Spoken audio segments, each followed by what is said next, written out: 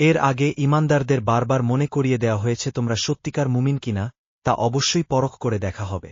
তাই পরীক্ষার জন্য তৈরি থেকো। এবার সত্যিই একের পর এক পরীক্ষা মুমিনদের ঘিরে ধরতে লাগল। সুযোগ বুঝে বিশ্বাসঘাতক হয়ে উঠল মদিনার ইহুদি গোত্রগুলো। দেদারসে একের পর এক চুক্তি ভাঙছে। চুক্তি তো ভাঙছেই, আবার গোপনে মক্কার মুশরিকদের সঙ্গে হাতও মেলাচ্ছে।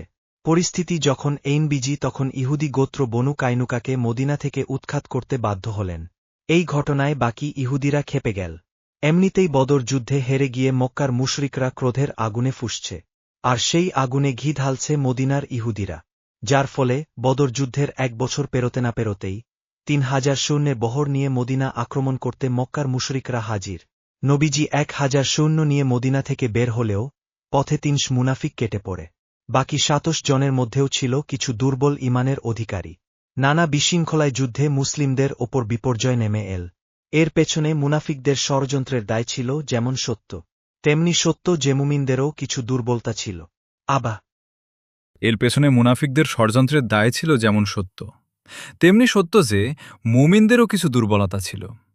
আবার এটাও ঠিক যে মাত্র তৈরি হওয়া একটি বাহিনী, যাদের সামরিক প্রশিক্ষণ নেই বললেই চলে, তাদের একটু আধটু ভুলভ্রান্তি হওয়াটাও স্বাভাবিক।